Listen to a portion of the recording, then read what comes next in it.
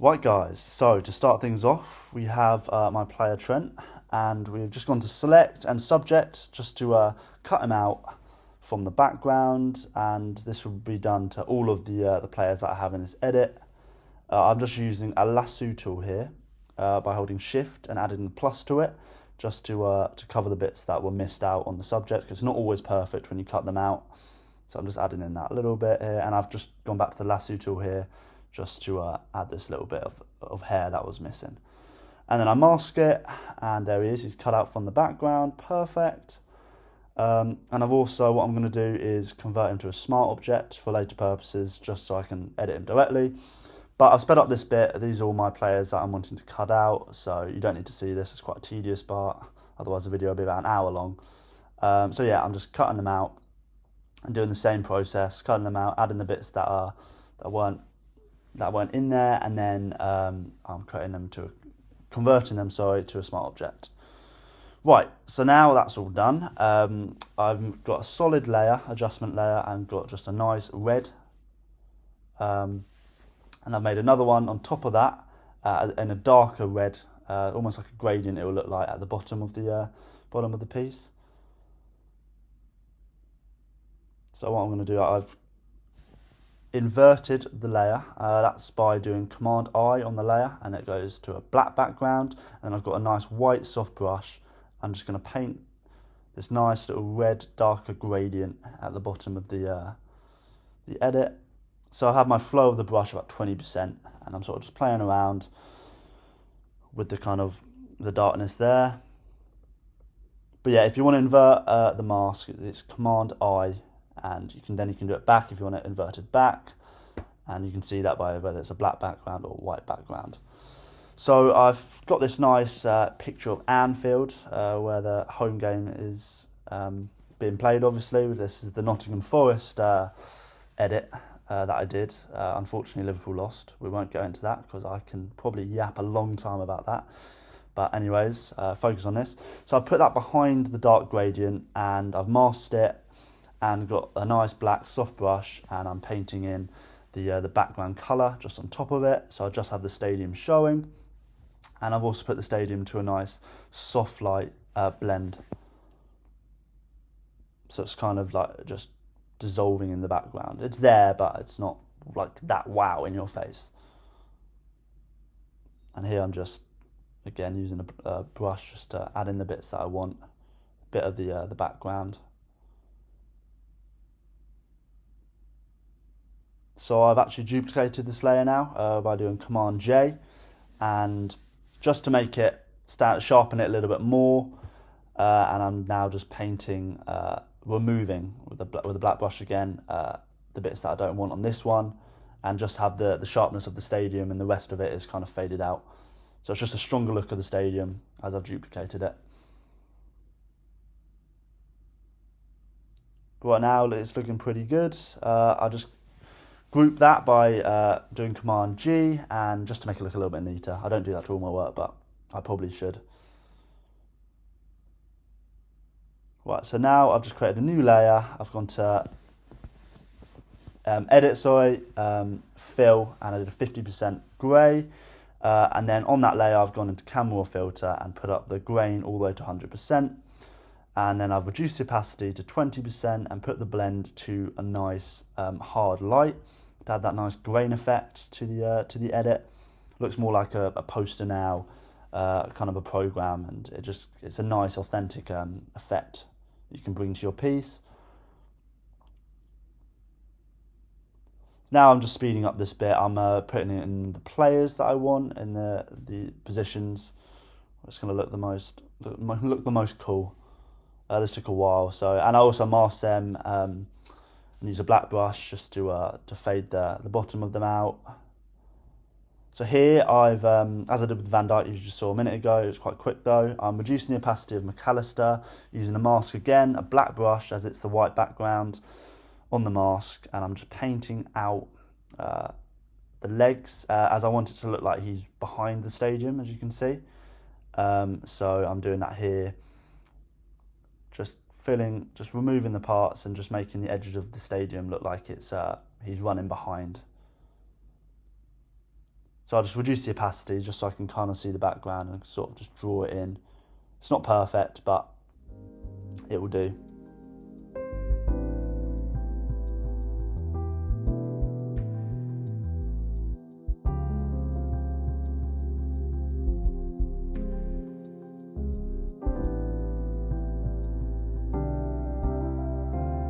And so I've done that now.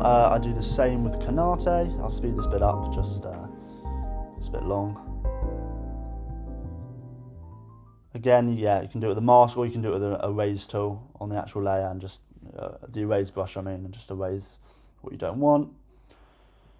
Right, so now what I'm going to do next, I'm just playing around with the gradient again, just to make the stadium a little bit lighter. So now I'm going into each of the players individually. I'm going to camera raw filter, doing some sharpening and some clarity and highlights, just playing around with it for each of them. Camera raw filter is the best. I'll say it now, is honestly, it's your weapon as a designer. It can really make your players stand out. It's so good. So I highly recommend you try and use this at your disposal when you're making edits.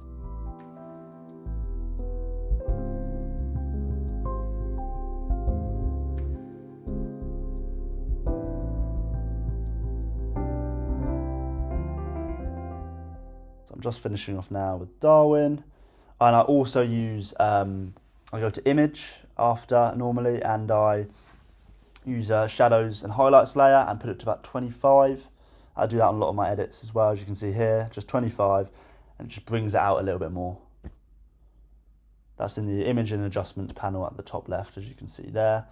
And now I've just added a hue saturation layer to Darwin because I knew the color wasn't the kit color wasn't saturated enough.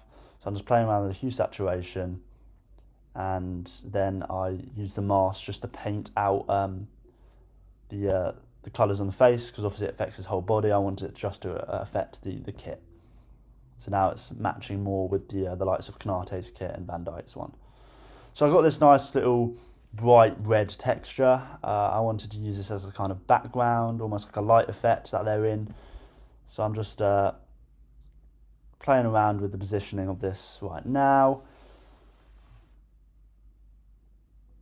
So now I've just inverted it by Command I again. It's on a color dodge blend if, and I'm just using a white brush to paint in the lighting. So it looks like they're almost coming out of the light. I thought it was quite a cool effect. So I was just taking my time with this, just trying to make it look neat and, well, pretty cool.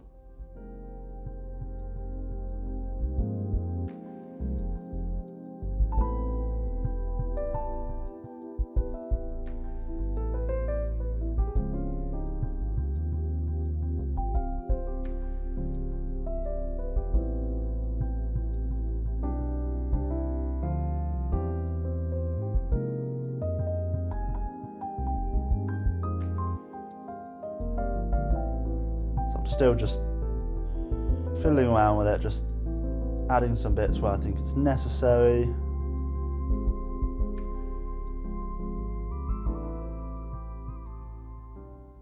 And now I've used Shift and selected all my players, and I've converted them all into a smart object. And I've made a new layer. I've gone to Edit, 50% grey again. And then put it to overlay, and I'm using the dodge brush down there. As you can see, it's highlighted, the little fist, and I'm painting in the shadows of the player just to make them stand out a little bit more. You just literally simple 20% exposure, and it's just brush in the darker parts of the players just to make the shadows stand out a bit more. And this again really makes a difference to the subject, I feel.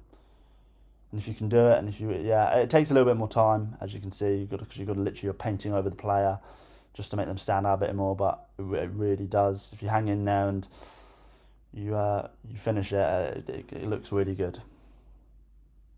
Don't want to do it too much. If you brush the the shadows a bit too much. It looks a little bit out of place and then too dark. So just literally a little bit on each bit, and should look good.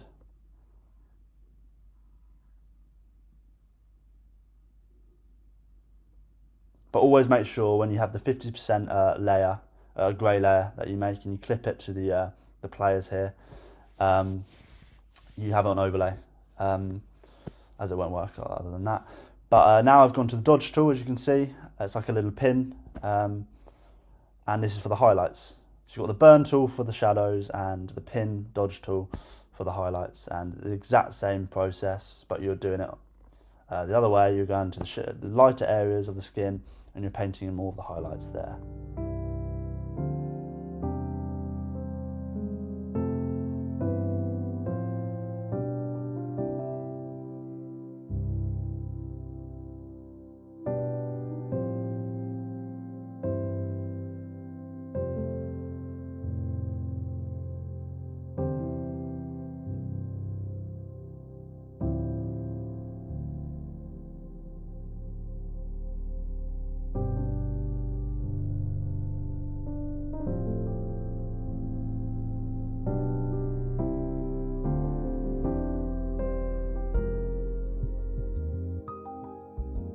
Well, as you can see, it's made quite a difference. Now I've just made a color lookup layer, and I've put it to 3 strip, just to bring that vibrance out a bit more.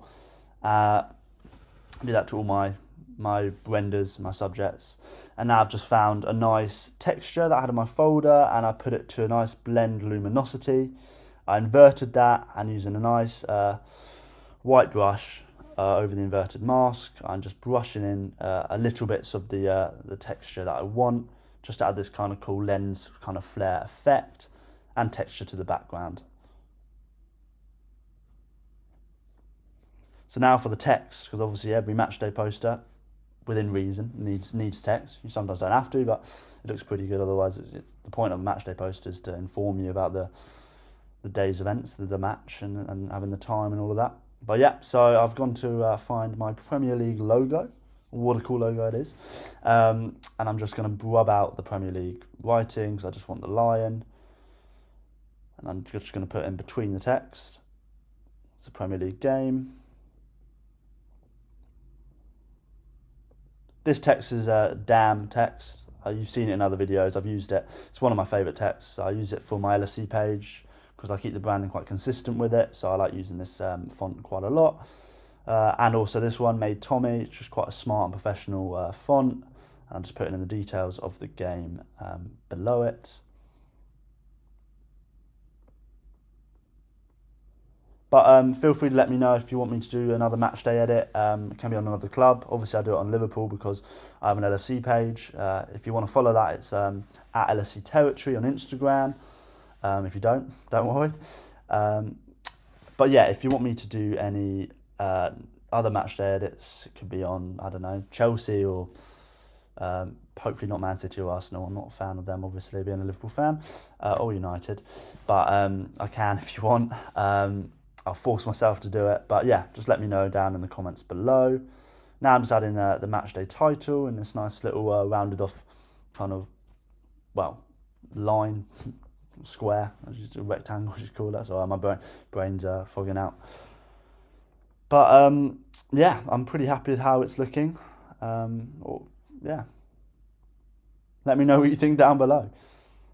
So now I'm just adding my last little touches to it. I'm doing the walk on, #walk-on, one of the Liverpool mottos that they put on a lot of their match day edits. So I thought I'd include this here.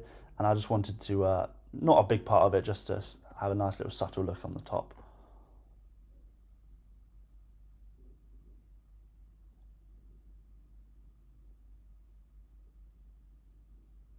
And here I was just trying out a little addition to the design, but I didn't like it in the end.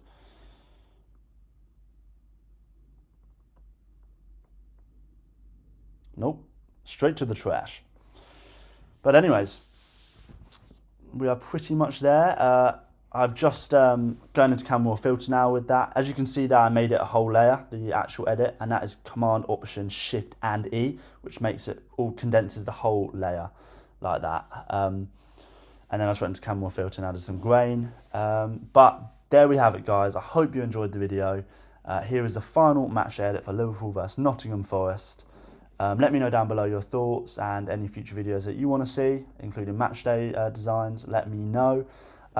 Please don't forget to hit that subscribe and like button if you enjoyed the video and you want to see more of this kind of content. But yeah, until next time, have a good week and stay tuned.